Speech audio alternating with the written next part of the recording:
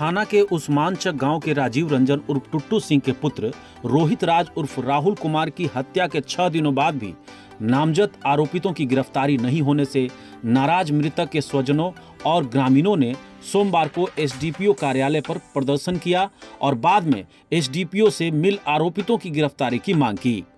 SDPO ने मामले की छानबीन कर और पोस्टमार्टम रिपोर्ट आने के बाद विधि सम्मत कार्रवाई का उन्हें भरोसा दिया।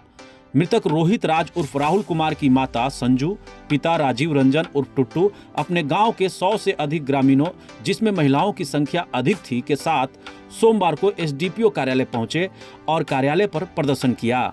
उनका आरोप था कि रोहित राज की हत्या की गई है और इस संबंध में नामजद आरोपितों के खिलाफ प्राथमिकी भी की गई है, लेकिन घटना के 6 दिन बीत जाने के बावजूद पुलिस अब तक आरोपितों को गिरफ्तार नहीं कर सकी है। मृतक की मां संजू देवी और पिता राजीव रंजन उर्फ टुट्टू का आरोप था कि बीते 20 सितंबर को जब उनका पुत्र रोहित राज अपनी मां के पास बैठ अपने मोबाइल पर गेम खेल रहा था, उसी वक्त गांव की एक लड़की जो उसके साथ पढ़ती थी का उसके पास फोन आया था और फिर वह अपनी साइकिल से घर से निकल पड़ा था। आरोप है कि एक साजिश के तहत फोन कर उसे अपने घर बुलाया गया था और फिर उसकी हत्या कर शव को छुपाने की नियत से गांव के नवनिर्मित तालाब में फेंक दिया गया था। जैसे कि 20 तारीख को रात में एक बच्चे घर से निकले के बाद वो अगले दिन तक नहीं आए। उनकी माँ परेशान हुई, बार बार फोन कर रही है। फोन तो 11 बजे रात तक लग रही थी, लेकिन उसके बाद वो मोबाइल नहीं लगा। 12 बजे तक स्विच ऑफ हो गया। स्विच ऑफ होने के बाद वो मोबाइल अब तक नहीं ऑन है, ना मोबाइल मिल रहा है, कहाँ है नहीं है, कुछ भी नहीं मिल रहा है, ना चप्पल उनका। और वो अगले ही दिन 2 बजे के आसपास उस तालाब में छोटे छोटे बच्चे गांव के नहाने जाते हैं, तो गांव वाले देखे कि उस तालाब में साइकिल पड़ा हुआ है। वो निकाल के बच्चे थे चलाने लगे, तो इन्हीं के परिजन यानी राहुल के चाचा जी बोले हैं कि ये तो राहुल का साइकिल है, कहाँ मिला ये साइकिल?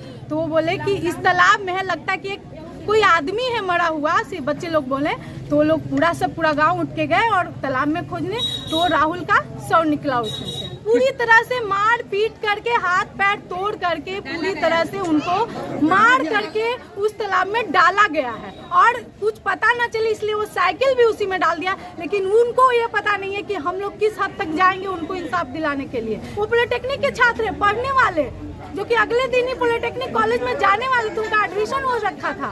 बट कोई एक्शन नहीं है सर, 4 दिन हो गया, कोई एक्शन नहीं है। नहीं एक्शन की वजह से हम लोग पूरा गांव उठ के आए हैं कि इस पर एक्शन लिया जाए। बताइए, आज ये एक गांव में इतनी दुखद हादसा हुई, किसी के साथ भी हो सकती है ना। ये पुलिस, यहाँ के जो प्रशासन है वो एक्शन नहीं ले रहे हैं, थाना एक्शन नहीं ले रहे हैं। 4 दिन हो गए, क्या प्रोसेस है इनका? वो गांव में गए, वो गांव वाले कोई परिजन उनको मिले, वो लड़की कहाँ की थी नहीं थी, कुछ भी नहीं पता चल रहा है इन लोगों को।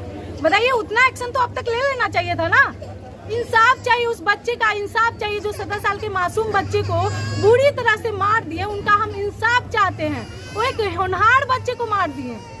टाइम पर देखे तो 8 बजा, तो मैं बच्चे के फोन करने के लिए सगरों घुमाए, मोबाइल लग रहा था, मोबाइल बार बार काट दे रहे थे। फिर मैं आशा देख के मैं हुआ 11:30 बजे तक फिर मोबाइल हम कहे कि बच्चे कहीं बंद कर दे रहे होंगे, गेम खेल रहे होंगे तो फिर सवेरे से फोन लगा रहे, मोबाइल स्विच ऑफ कर दिए। उस्मानचक में 21 सितंबर की एक घटना थी जिसमें कि एक युवक की जो लाश थी वो एक तालाब में डूबी हुई मिली थी। उसके आलोक में उनके परिजनों को सूचित किया गया, तो परिजनों के दिल्ली से आए थे, उन्होंने आके एक प्राथमिकी दर्ज करवाई है जिसमें कि 4 लोगों को नेम्ड एक्यूज बनाया गया है।